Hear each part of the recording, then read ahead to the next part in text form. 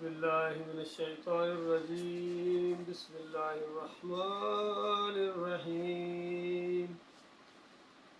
قل هو القادر على أن يبعث عليكم عذابا من فوقكم أو من تحت أرجلكم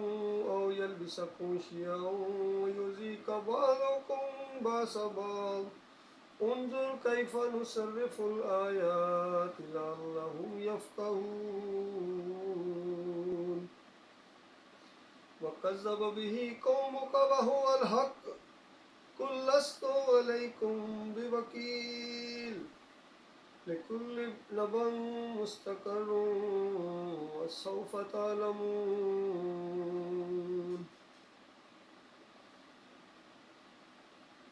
یہ سورہ الانعام کی 65 نمبر اور 66 نمبر آیت ہے۔ اس میں اللہ تعالیٰ نے ایک بہت ہی بڑی خبر دی ہے، ڈرایا ہے انسانوں کو کہ اگر تم اللہ کے اوپر ایمان لانے کے لیے تیار نہیں ہو، مالک کو نہیں مانتے ہو، تو یاد رکھنا وہ پوری طرح قدرت رکھتا ہے کہ وہ تمہارے اوپر سے عذاب نازل کرے۔ قل هو القادر، وہ پوری طرح قدرت رکھتا ہے، علی ان یبعث علیکم عذابا من فوقکم، کہ وہ تمہارے اوپر سے کوئی عذاب تمہارے اوپر نازل کر دے، او من تحت ارجلکم، یا تمہارے پاؤں کے نیچے سے عذاب لائے، او یلبسکم شیعا، یا تمہیں گروہوں میں بانٹے، فرقوں میں بانٹے، وَيُذِيقَ بَعْضَكُمْ بَأْسَ بَعْضٍ، اور ایک کی طاقت کا مزہ دوسرے کو چکھائے۔ یہ عذاب آج پوری طرح انسانیت کے اوپر آ رہے ہیں، اور خاص کر آج کل یہ جو حالات بنے ہوئے ہیں فلسطین کے اور اسرائیل کے، یہ تو پوری طرح اس عذاب کی زد میں ہے۔ اوپر سے میزائلوں کی بارش ہو رہی ہے ان کے اوپر، کسی کے اوپر راکٹوں کی بارش ہو رہی ہے، اور یہ ان کے کفر کی وجہ سے ہے، ان کے شرک کی وجہ سے ہے، اللہ کے ساتھ شریک ٹھہرانے کی وجہ سے ہے، مالک کو نہ ماننے کی وجہ سے ہے۔ مالک نے ان کو گروہوں کے اندر بانٹ کے ایک کی طاقت کا مزہ دوسرے کو سکھایا ہے، اور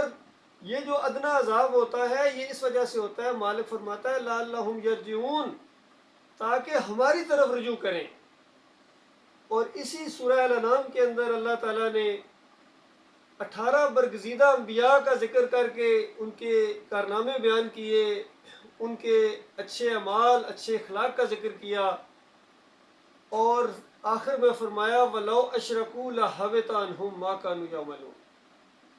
اگر یہ بھی شرک کرتے، انبیاء بھی شرک کرتے، تو جو کچھ ان کا کیا کرایا تھا میں سارا غرق کر دیتا۔ اور اسی سورہ کے شروع میں ایک انداز سے اللہ تعالیٰ نے یہی بات بیان فرمائی کہ بتاؤ قل ای شہادت اکبر شہادہ، کس کی شہادت، کس کی گواہی جو ہے وہ زیادہ اچھی ہے، زیادہ بڑی ہے۔ قل اللہ، مالک خود فرماتا ہے کہ ان کو کہو کہ اللہ کی گواہی، کیونکہ یہ تو گواہی دینا شروع ہو جائیں گے، جھوٹی گواہی دیں گے، اور اللہ ہمارے اور تمہارے درمیان گواہی کے لیے کافی ہے۔ وَأُوحِيَ إِلَيَّ هَذَا الْقُرْآنُ، اور قرآن کے ذریعے یہ بتایا گیا ہے، وحی کے ذریعے یہ بتایا گیا ہے، لِأُنذِرَكُمْ بِهِ وَمَنْ بَلَغَ، تاکہ اس کے ذریعے ڈرایا جائے اور جہاں جہاں تک یہ آواز پہنچے، أَإِنَّكُمْ لَتَشْهَدُوا أَنَّ مَعَ اللَّهِ آلِهَةً أُخْرَى، کہ انسانوں کیا تم اس بات کی گواہی دیتے ہو کہ اللہ کے علاوہ بھی کوئی ہے، داتا، دستگیر، مشکل کشا، حاجت روا، غریب نواز، یہ جو آج بنا رکھے ہیں، یہ جو تم گواہی دے رہے ہو کہ ہاں اللہ کے علاوہ کوئی داتا ہے، دستگیر ہے، مشکل کشا ہے، واسطے وسیلے ہیں، رکوع اور سجدے ہیں، اور کوئی اور نظام ہے جو اللہ کے علاوہ کوئی بنائے اور وہ تمہارے لیے قابل قبول ہو، کیا ہے کوئی؟ تو اس کے بعد مالک فرماتا ہے قل لا اشہد، ان کو صاف کہہ دو کہ میں اس بات کی گواہی نہیں دیتا ہوں، تم بے شک گواہی دیتے رہو کہ اور ہیں مجیب الدعوات، اور ہیں مشکل کشا، اور ہیں حاجت روا، بیڑیوں پار لگانے والے، تم کہتے رہو، لیکن میں اس بات کی گواہی نہیں دیتا ہوں، میں تو اس بات کی گواہی دیتا ہوں، کل ان کو کہو انما ہوا الہ واحد، کہ الہ تمہارا ایک ہے، داتا تمہارا ایک ہے، دستگیر ایک ہے، وَإِنَّنِي بَرِيءٌ مِّمَّا تُشْرِكُونَ، اور میں بالکل بیزار ہوں جس کو تم اللہ کے ساتھ شریک ٹھہرا رہے، جو بھی تمہارا یہ شرک ہے، کفر ہے، نافرمانیاں ہیں، اللہ سے بغاوت ہے، میں بالکل اس سے بیزار ہوں، اور میرا کوئی تعلق نہیں ہے مشرکین کے ساتھ، کسی گروہ کے ساتھ، کسی مسلک کے ساتھ میرا کوئی تعلق نہیں۔ میرا اگر تعلق ہے تو بس صرف دعوت کی حد تک ہے، تمہیں میں اللہ سے ڈرا رہا ہوں اور اللہ کی باتیں تم تک پہنچا رہا ہوں، بالکل کھلی بات ہے، معاملہ ہمارا بالکل صاف ہے۔ اللہ تعالیٰ نے یہ پردے ہٹا دیے، اس سے پہلے جو کچھ ہوا ہے سو ہوا ہے، لیکن اس کے بعد یہ پوری طرح معاملہ بالکل واضح ہو گیا ہے کہ آج انسانوں کو اللہ جو اپنے عذاب کے شکنجے میں کس رہا ہے، آخر کیوں؟ وہ جو ارحم الراحمین ہے، وہ سب سے بڑا رحم کرنے والا مالک ہے، اس نے جو بتایا ہے کہ یہ انسانوں نے ایک گروہ نے جنت میں جانا ہے اور ایک جہنمی گروہ ہوگا، جہنم کا عذاب ایسا خوفناک عذاب ہے کہ جس کے اندر نہ جئیں گے نہ مریں گے، خون اور پیپ کی وادیوں کے اندر ان کو رکھا جائے گا شرک اور کفر کی وجہ سے۔ تو عقل حیران ہے، یہ انسان وہاں کیسے اس کو برداشت کرے گا؟ اللہ تعالیٰ نے وہ مناظر گویا دنیا میں دکھائے ہیں کہ دیکھو اللہ کا عذاب جب آتا ہے قوموں کے اوپر، پھر نہ بچوں کو مالک دیکھتا ہے، نہ ان کی بلڈنگوں کو مالک دیکھتا ہے کہ کتنی محنت کے ساتھ انہوں نے بنائی تھی، نہ ان کی زمینوں کو، نہ ان کے گھروں کو، نہ ان کے مقدس مقامات کی کوئی پرواہ اللہ تعالیٰ کرتا ہے، کیونکہ اللہ تعالیٰ کو ایمان خالص چاہیے۔ اگر توحید ہی نہیں ہے، ایمان ہی نہیں ہے، تو مالک تمہاری مسجدوں کو کیا کرے گا جس کے اندر شرک و کفر ہوتا ہے؟ جہاں بیٹھ کے تم اللہ کے علاوہ دوسروں کو پکارتے ہو، دوسروں کی نظر و نیاز کے وہاں کھانے کھلاتے ہو اور واسطے وسیلے دیتے ہو، اور اگر بیت اللہ کے اندر بھی تم نے وہ رکھ دیے ہیں یہ کفر و شرک کی یہ نشانیاں جتنی بت پرستی کی تھی، ابراہیم علیہ السلام کا بت تم نے بیت اللہ کے اندر رکھ دیا مشرکو، اور سمجھتے ہو ابراہیم علیہ السلام ایسے تھے، تو اس کے بعد وہاں سے نبی علیہ السلام کو ہجرت کرنا پڑی ہے دعوت دینے کے بعد، اور پھر مدینہ گئے ہیں، پہلے 2 دفعہ حبشہ ہجرت کی ہے مسلمانوں نے، اسی ایمان کی وجہ سے، توحید کی وجہ سے، کہ اگر یہاں نہیں رہنے دیتے ہیں یہ اللہ کے جو باغی ہیں، کافر و مشرک ہیں، تو مالک نے اعلان فرما دیا نکلو یہاں سے اور ایسی جگہ جاؤ کے پہنچو جہاں اللہ کی عبادت تم کر سکو، انی ارضی واسعہ فائیہ یفعبدون، مالک فرماتا ہے میری زمین بڑی وسیع ہے، پوری زمین اللہ کی ہے، اور اس زمین کی اس پوری کائنات کے اندر کوئی حیثیت نہیں ہے، چھوٹی سی ایک جگہ کے اوپر چند لمحوں کے لیے اگر اللہ نے امتحان کے اندر، آزمائش کے اندر ڈالا ہے، اور آزمائش بالکل صرف اس ایک بات کی ہے کہ میرے علاوہ کسی کو اپنا وکیل نہیں بنانا ہے، میرے علاوہ کسی اور کو اپنا کارساز مشکل کشا نہیں بنانا ہے، اور جنہوں نے بنایا ہے پھر اللہ تعالیٰ نے ایسی سختی کے ساتھ ان کو پکڑا ہے، اللہ تعالیٰ نے اپنے کافروں، باغیوں، مشرکوں کو ان کے اوپر چڑھا لایا ہے، جو ان کی منہ اور چہرے بگاڑ دیتے تھے، ان کی مسجدوں کے اندر آ کے انہوں نے گھوڑے باندھے تھے، اور اس طریقے سے ان کو ظلم اور زیادت ان کے ساتھ کر کے ان کی عورتوں کو غلام اور بچوں کو غلام بن کے ان کو بھیڑ اور بکریوں کی طرح لے کر گئے ہیں اپنے علاقوں کے اندر، ان کو غلام بنایا ہے، حالانکہ سید زادے تھے اور انبیاء کی اولاد میں سے تھے، اس سے پہلے بھی یہی ہوا ہے، اور ابھی جو ان کے اوپر راکٹوں کی بارش ہوئی ہے یہ اسی وجہ سے ہوئی ہے، انہوں نے اللہ کے ساتھ شریک ٹھہرائے ہیں، کہتے ہیں ہم اللہ کے بیٹے ہیں، اللہ کے انبیاء کو بھی اللہ کا بیٹا کہا، اور خود اپنے بارے میں بھی دعوے کیے کہ ہم اللہ کی چہتی قوم ہیں، ہم بالکل برگزیدہ ہیں، گویا بچوں کی طرح ہیں، بچے ہیں اللہ تعالیٰ کے۔ تو مالک نے بیان فرمایا ان کے جواب میں کہ بھائی مانو، پھر تمہیں اللہ عذاب کیوں دیتا ہے بتاؤ؟ کوئی اللہ کا چاہتا نہیں ہے، کوئی اللہ کا لاڈلا نہیں ہے، کوئی اللہ کا بیٹا نہیں ہے، جس طرح اللہ کا کوئی باپ نہیں ہے نہ بیٹا ہے، اسی طرح اللہ کی ذات کا بھی کوئی ٹکڑا نہیں ہے۔ اس آخری امت نے ان سارے مشرکوں سے زیادہ بڑے شرک کیے ہیں، اللہ کے نبی صلی اللہ علیہ وآلہ وسلم کو اللہ کے ساتھ شریک ٹھہرایا، پکارتے ہیں مسجدوں کے اندر سے پکارتے ہیں، اور ابھی بھی دعائیں مانگتے ہیں، اور کہتے ہیں دعائیں مانگتے ہیں، دعاؤں کے اندر کہتے ہیں یا اللہ اپنے حبیب کا صدقہ ان کے وسیلے سے، ان کی وجہ سے ہمیں، اس طرح شرک کے ساتھ اللہ کو گویا گالی دیتے ہیں۔ تو اللہ کو گالی دینے کے بعد پھر اس کا خمیازہ بھگتو، چکھو مزے عذاب کے، اور اس کے بعد کوئی اسلامی ملک ہے کوئی اٹھنے کے لیے کیا، کیونکہ ان سب کے اندر شرک ہے، عقیدے کے اندر خرابیاں، دنیا دار بن گئے ہیں، اور سب سے زیادہ جو دیندار بننے کی کوشش کرتے ہیں، آج ان کا بیان میں نے سنا ہے، یہ جماعت اسلامی، ذرا نام دیکھیے، جماعت اسلامی، اسلامی جماعت ہے جی، یہ دین کو نافذ کر دیں گے۔ ان کے امیر جو سراج الحق صاحب تقریر کر رہے ہیں اور کہہ رہے ہیں، اپنے صدر صاحب کو بھی اپیل کر رہے ہیں، اور وزیر اعظم کاکڑ صاحب کو بھی، اور آرمی چیف کو بھی کہ کچھ کرو، اور وہ کیا کریں گے؟ وہ تو کچھ نہیں کر سکتے ہیں، اور تم جو کہتے ہو، اعلان کر رہے ہو کہ ہم فلسطینی بھائیوں کے ساتھ ہیں، ان کے اوپر یہ جو قیامت برپا ہے وہ تمہاری وجہ سے ہے، تمہارے شرک اور کفر کی وجہ سے ہے، تمہارے بانی نے بھی اسی طرح شرک اور کفر کے جو بنیادیں فراہم کی ہیں جس کے اوپر آپ تم قائم ہو. یہ جمہوریت جو سب سے زیادہ مشرکانہ یہ ایک نظام حکومت ہے، بدترین نظام حکومت ہے، اس کے تم دائی ہو. تو گویا ہر وہ آدمی جس کی وجہ سے شرک پھیل رہا ہے وہ ذمہ دار ہے اس کا. جو اللہ کا عذاب کا کوڑا انسانیت کے اوپر، جو اللہ کی یہ نظر قہر و غضب کی پھر رہی ہے، ہر وہ انسان ذمہ دار ہے جو ایمان خالص کی طرف نہیں آ رہا. جو جماعت ایمان خالص کی طرف نہیں آ رہی ہے، یا جو فرد انسان ایمان خالص کی طرف نہیں آ رہا ہے، وہ ذمہ دار ہے اس کا. اس کی وجہ سے یہ اللہ کے عذاب ہو رہے ہیں. تو میرے بھائیو، یہ معاملہ ہے. کبھی تو کسی سٹیج سے ہم نے کوئی ایمان عقیدے کی بات نہیں سنی ہے. اور پاکستان کے اندر خاص کر، اور پوری دنیا میں ہر جگہ، انڈیا کے اندر، پاکستان کے اندر، خود عربوں کے اندر جن کی زبان کے اندر یہ اللہ کی کتاب نازل ہوئی ہے، یہ جو ہے ایمان خالص کے اس قدر دشمن بن گئے ہیں. حکومت کے پجاری، بادشاہت کے پجاری، اپنے سسٹم کے پجاری ہیں، اور اللہ کی کتاب کی کوئی اہمیت ان کے پاس نہیں ہے. اور اللہ تعالیٰ نے جو کتاب کے اندر کہہ دیا تھا کہ افتؤمنون ببعض الکتاب وتکفرون ببعض، کتاب کے کچھ حصے کو مانتے ہو اور کچھ حصے کو نہیں مانتے ہو. جو اپنے فائدے میں نظر آتا ہے تم اللہ کی کتاب اور نبی اور دین کے آڑ میں وہ دینداری کا تم نے یہ جو ڈونگ رچایا ہوا ہے، اور اس کے بعد جو تمہارے خلاف جاتا ہے کہ خود سری نہ کرو، اپنی نہ چلاؤ، مالک کے سامنے جھک جاؤ، اللہ کے دین کو مانو، تو اس کے بعد پھر تم اپنی چلاتے ہو، تو اس کے بعد اللہ تعالیٰ تمہارے ساتھ کیا کرے. یہی کچھ تو ہوا ہے. اس سے پہلے بھی یہی ہوتا رہا، ہمیشہ یہی ہوتا رہا، اور آئندہ بھی یہی ہوتا رہے گا. یہ اللہ کے عذاب کا کوڑا جو ہے یہ رکنے والا نہیں ہے. ابھی تو شروع ہوا ہے صحیح انداز سے. اس انداز سے جو بہت بڑی جنگیں بتائی گئی ہیں، اور بہت بڑی ابھی تباہی آنے والی ان عربوں کی خاص کر، اور اجمیوں کی بھی. اس سے پہلے یہ جو غلبہ اسلام سے پہلے جو ان کے ساتھ درگت بننے والی ہے، اس کا آغاز ہو گیا ہے. اللہ کے بندوں، یہ عذاب ایک صورت میں ٹل سکتا ہے. جس علاقے کے اندر بھی جو لوگ بھی اللہ کے دین کی دعوت دیں گے وہ بچیں گے، باقی کوئی بچنے والا نہیں ہے، یاد رکھیے. اور اللہ تعالیٰ چھوڑنے والا نہیں ہے. یہ دنیا میں دیکھو اللہ تعالیٰ کا فیصلہ کس طرح نافذ ہو رہا ہے، کہ اللہ تعالیٰ ان کے اوپر سے بھی میزائلوں کی بارش کر رہا ہے، ان کے اوپر راکٹوں کی بارش کر رہا ہے. کبھی ان کے ذریعے ان کو مار رہا ہے مالک، کبھی ان کے ذریعے ان کو مار رہا ہے مالک. اور آپس میں ہر جگہ یہ خانہ جنگیاں ہیں، اور اپنے بھی مارتے ہیں اور بعض والے بھی مارتے ہیں. وہ ویڈیوز دیکھے نہیں جاتے. یقین کیجیے، جو کشمیر کے ویڈیوز جو ہندو مار رہے ہوتے ہیں وہ دیکھو، اور پھر اپنے ملک کے اندر جو اپنی